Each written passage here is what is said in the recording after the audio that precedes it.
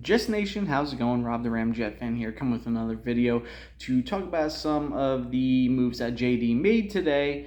Before we start, don't forget to hit that like, subscribe, turn on notifications. My goal is to bring the most relevant Jets information to this group and just make it fun. So I'd appreciate if you help me grow this channel, but on to the video. In case you haven't heard, JD made some moves today.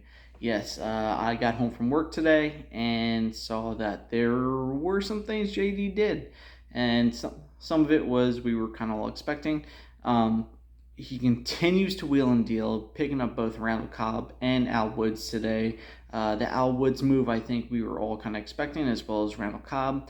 I kind of figured that the whole Randle Cobb move we were expecting to be done a little bit earlier, but it is what it is. So we're going to move on to Al Woods first. 6'3", 330 pounds, 36 years old. Older play in the league, but exactly what the Jets need on their first and second downs. That big run-stuffing defensive tackle. Something we kind of been missing since, let's say, Snacks Harrison, honestly. The impressive stat that I noticed in his career is 34.5 run stuffs.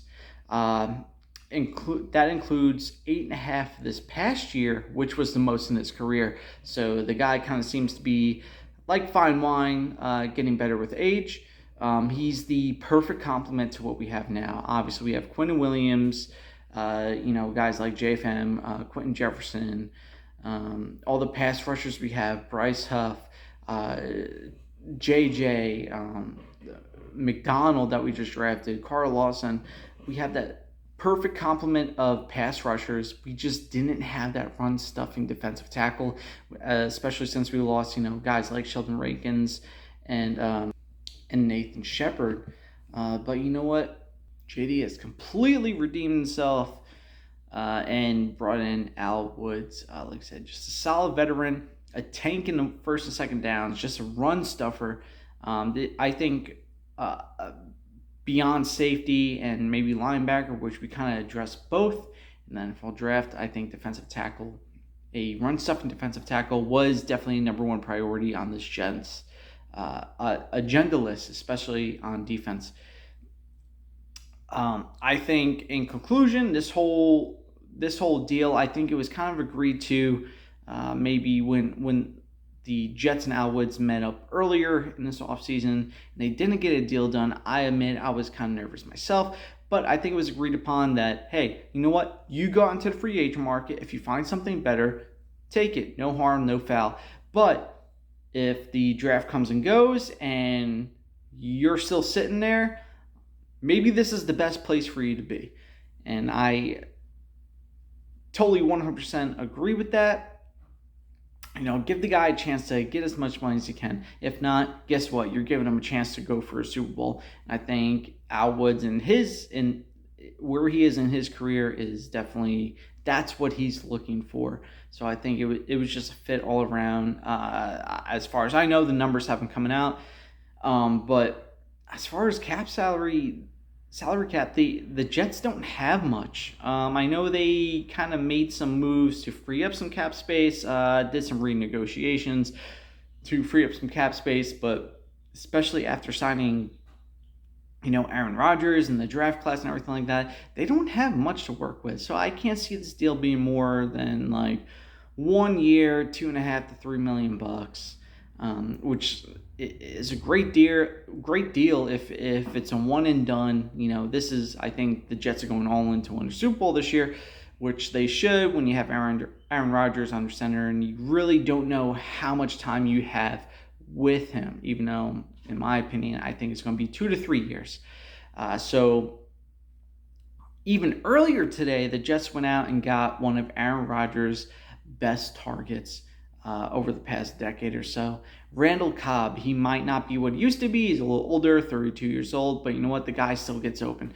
This was an obvious choice, I think, once the whole Aaron Rodgers speculation started coming out. I think this was automatically tagged to that because, like I said, Randle Cobb was obviously Aaron Rodgers, one of his favorite targets, if not his favorite target over his career, or at least the last 8, 9, 10 years.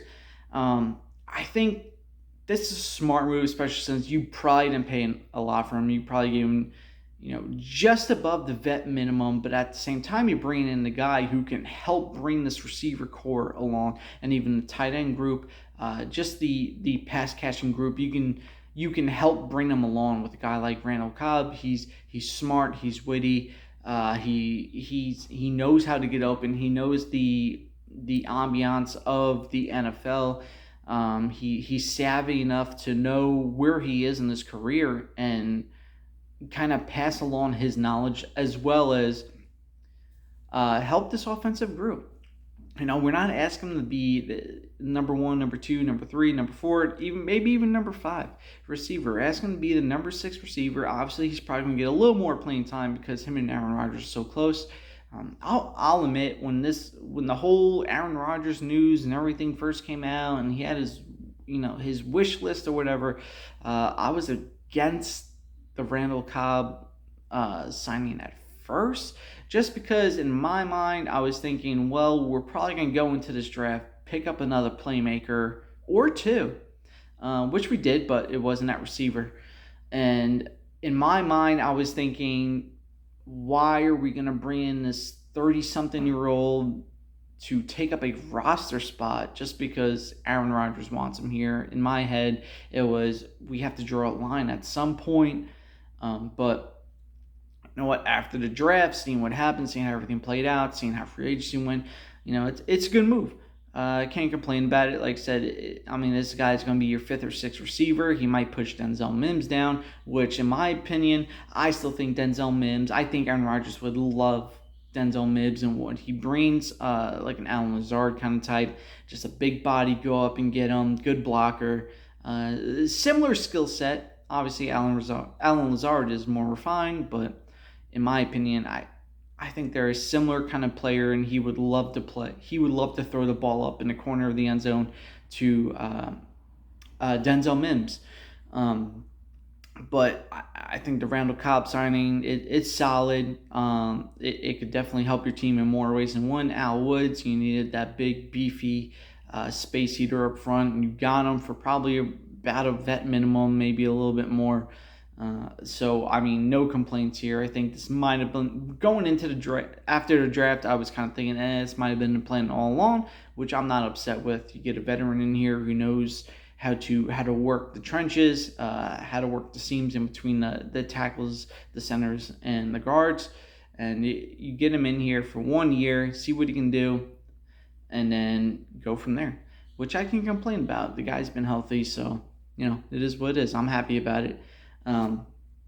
JD, he's still working his magic, man. He's wheeling and dealing. I'm personally really excited to see what happens with the post-June 1 cuts. I think there's, you see a lot of players who didn't have their 5th-year option picked up. A couple guys stand out to me. Patrick Queen, linebacker from Baltimore, and Isaiah Simmons, linebacker/safety hybrid from Arizona. I think those guys kind of fit what JD and this coaching staff wants to do. Young, fast, hungry, hybrid ability players that can run sideline to sideline, solid tacklers. Not looking for anything spectacular. Just do your job, tackle, hit, be speedy, be good athletes, and that's really all you can ask for. Kind of like what they did with this last draft. Just a pipeline for the future. Just get athletes and develop them. And honestly, good move. I think those, like I said, I think Queen and Simmons are probably the 2 highest on my list. Mekhi Becton didn't get his 5th-year option picked up, which no surprise. He hasn't been healthy in 2 years. He hasn't played a snap in 2 years, pretty much. So, I think this year for the big ticket to kind of show out, show what he can do, kind of go back to his rookie year form and ball out, and then get that big contract. Hey, if he balls out, great. Then we got our left tackle for the next 5, 10, 15, whatever years. But until then, got to prove yourself, man. which I think he can. I think this year is different. He looks a lot better. His mindset and his mentality is in the right place this year. I think the coaching staff's in place, especially with guys like Keith Butler. So I'm excited to see what he can do this year. I'm kind of excited to see what these cuts are going to be once you get down closer to the season. You have your 90-man roster, 93, whatever it is, and then cut down all the way to 53. I'm curious to see what's going to happen. But you know what? Until then, I'm just going to relish in what we have. I'm excited for the season. I know Aaron Rodgers is probably going to ball out. He's had high praises for this coaching staff, this team in general, and especially guys like Garrett Wilson, who 1,100 yards on the worst QB situation in football last year. So it's going to be fun to watch. Again, Joe Douglas, the guy never sleeps. He's always wheeling and dealing. There's always a plan, and I can't be more optimistic. So until then, like I said, like, share, subscribe. Leave comments down below. What did you like? What don't you like? Is there a player out there still that you would want to go all out for and sign? Would you have picked would you have signed someone else other than Randle Cobb and Al Woods? If so, who would that be? Is there someone coming up on the June 1st cuts that you're expecting to be there that maybe you're excited for? Just let me know in the comments down below. You can follow me on Instagram and Twitter at @random_JetsFan. Until then, I'm excited to see what happens, and I'll be doing my first live stream soon. But till then, that's all I got for you, and go Jets.